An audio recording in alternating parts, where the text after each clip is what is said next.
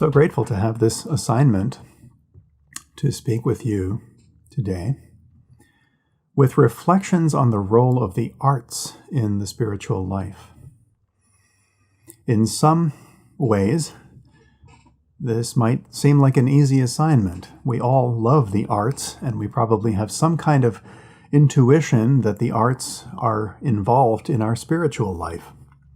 We probably all have the experience of having our prayer life enhanced by aesthetic beauty, whether this is music or pictorial arts, or architecture, text, not to mention the art of textiles, clothing, fabric, furniture, even the art of incense, the art of creating the beautiful smell and smoke.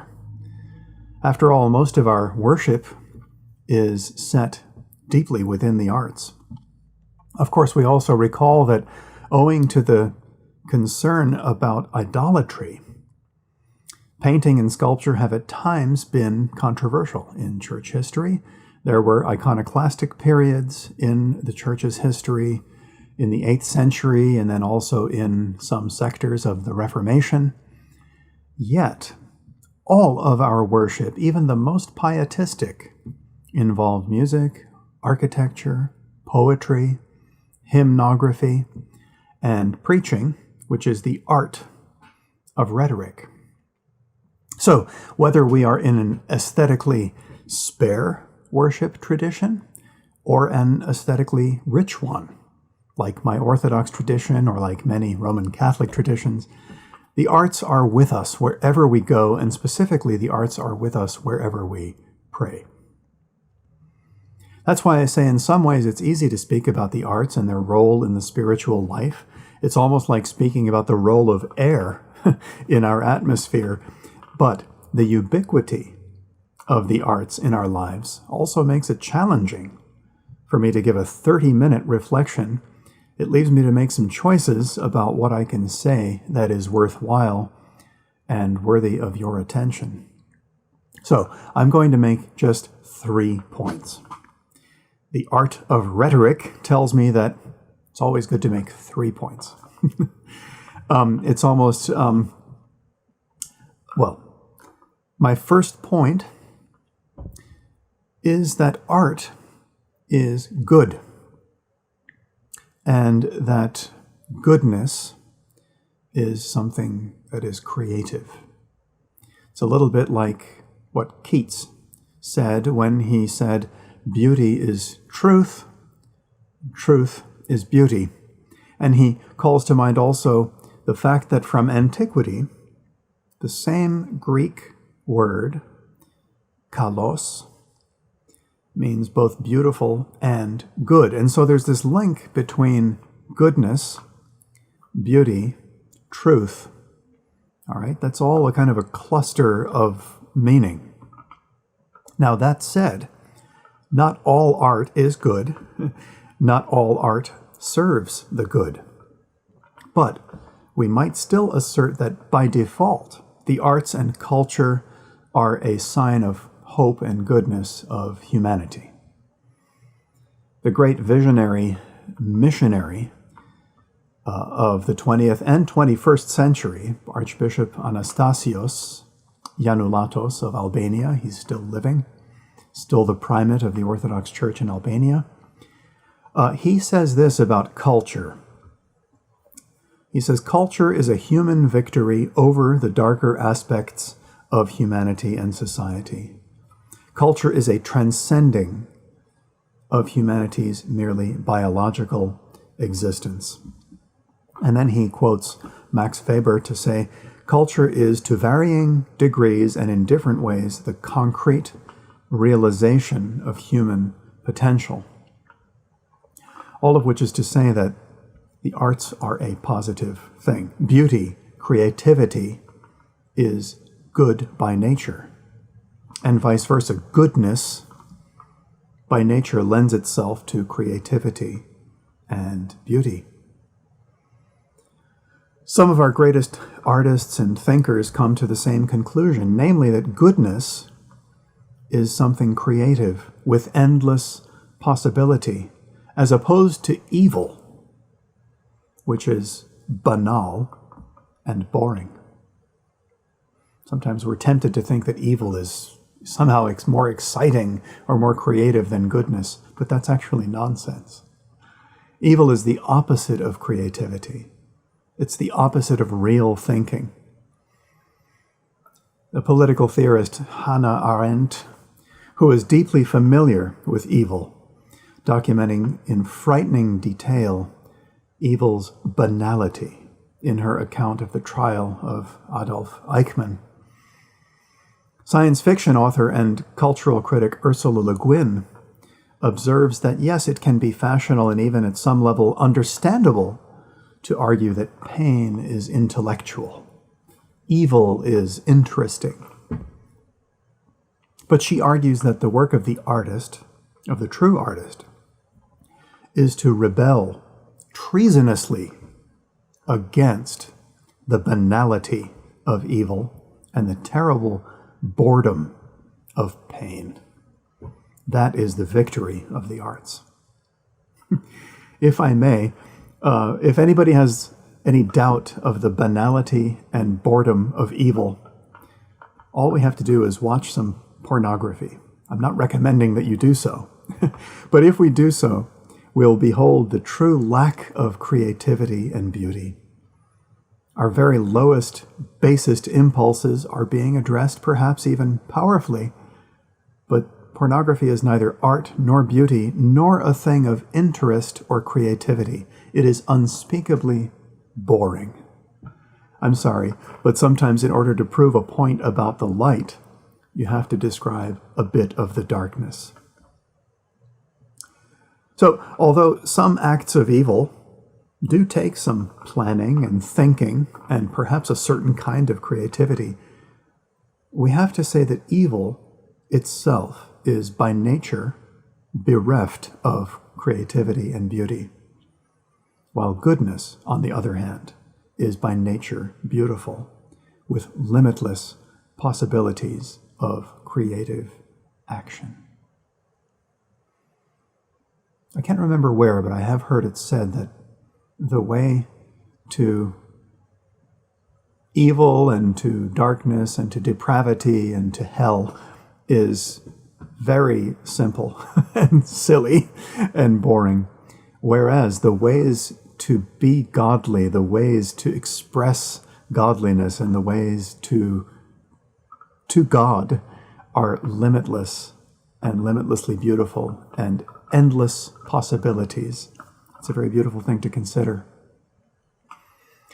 All of this leads directly to my second point, which is that because art is good and goodness is creative, therefore the vocation of the true human, the vocation of the spiritually alive person, is to be an artist. I've recently come across two wonderful quotations from two different 20th century saints. One of these saints I knew quite well and met with on several occasions, and that is Saint Sophrony of Essex, who died in 1993 and was glorified as a saint in our church in late 2019. Himself a great visual artist, and also the founder of a deeply creative monastic community in England, which still thrives. He said, and I quote, "To be a Christian, one must be like an artist." Along the same lines, Saint Porphyrius of Kafsokalivia, another 20th century saint, the Greek tradition, he said, "Whoever wants to become a Christian must first become a poet." So both of these spiritual giants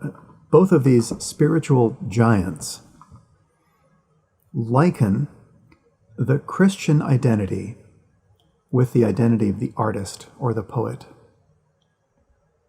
Although they said that the vocation of poet or artist is that of the Christian, my sense is that they could have said the same thing about the human vocation.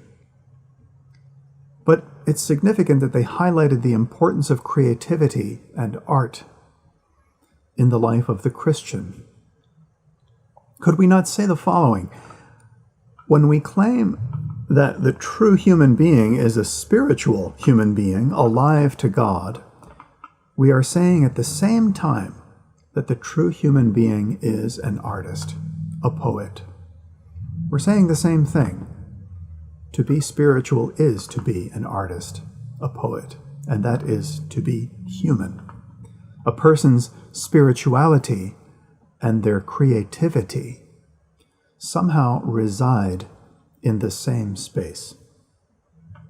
A person's spirituality and their creativity somehow reside in the same space. The call of the true human being, therefore, is the call to creativity, to beauty.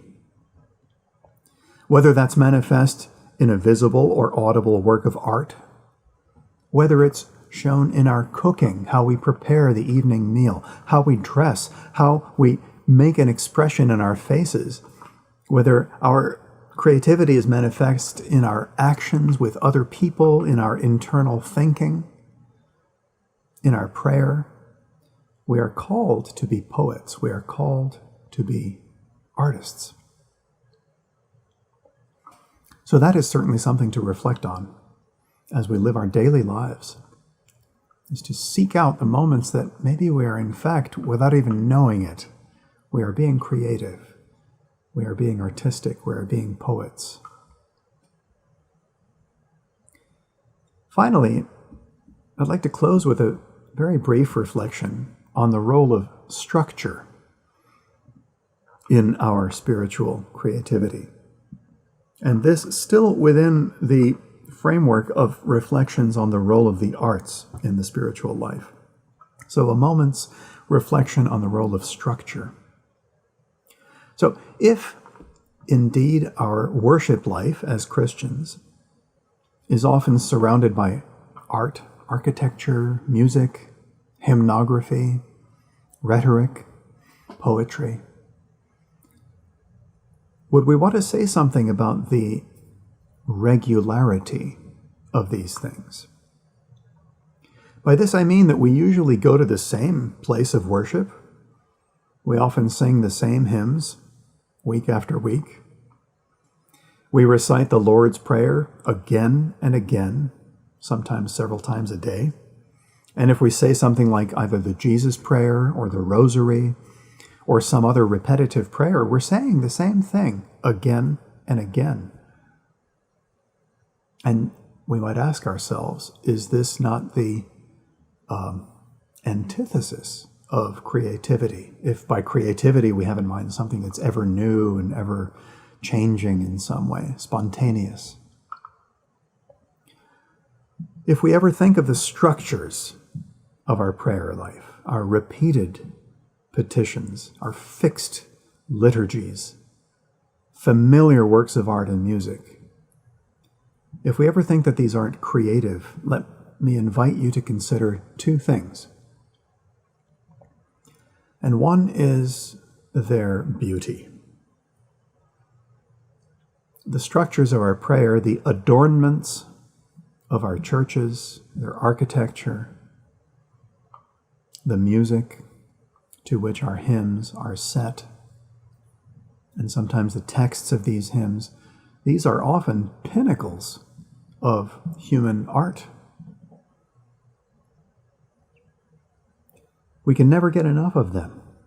Their details continually reach us in new ways, especially if we kind of intentionally open ourselves to that newness of the familiar,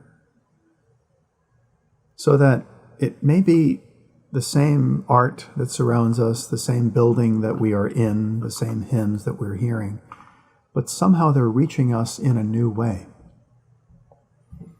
And some of the great spiritual giants of the 20th century, like C.S. Lewis, for example, he used to assert that it's precisely in our prayer life and in our worship life that however creative it is in some manner of speaking, it ought to take a kind of a refuge in the repetitive. He said that our worship life ought to be like walking in an older shoe, a shoe that's already been broken in. You know, if you're going to take a very long walk, or if you're going to walk the Camino, or if you're going to make a pilgrimage, or if you're going to hike up a mountain, you don't want to put on new shoes because they're going to be stiff. They're going to rub your feet the wrong way. No, you want to put on old shoes that already know your foot and your foot knows them. And in this way you walk, and in this way you behold what's around you. And he said worship life should be like that, like a broken-in shoe. Maybe not the most attractive analogy, but I think we can understand what he means. And that really leads to my second point about this structured and familiar and repetitive prayer life. Because that very repetitiveness, that very structure and familiarity of our prayers actually enable our creativity. Repetition gives us the space to be creative. It frames our spiritual creativity. I actually think there's no spiritual tradition, whether Christian or Buddhist. Buddhism often has the reputation for being, celebrating spontaneity and total kind of suchness and presence to their moment, etc. But depending on the sect of Buddhism, it's also extremely structured. In fact, Japanese society, which is the host to Zen culture, again, which is kind of has the reputation for the pinnacle of spontaneity. Japanese society is the most structured, among the most structured of all societies, socially, architecturally, and otherwise. There are so many rules governing one's daily life and what one says at every moment of one's daily life. And it's precisely those structures that enable spontaneity and openness and creativity. And so it is maybe with our own prayer life and our repetitive prayer life, with the Jesus prayer or the rosary, with the hymns that we sing again and again, with the art that we see again and again. This frames our spiritual creativity. And so finally, I think that one reason our spiritual life is so filled with and enhanced by artistic beauty in music, architecture, hymnography, textile, incense, poetry, rhetoric, is that these things have a very great power. A very great power. They have a power to touch us deep within ourselves. The French Jewish religious philosopher Simone Weil frequently remarked that two things penetrate the human heart. One is affliction, and the other is beauty.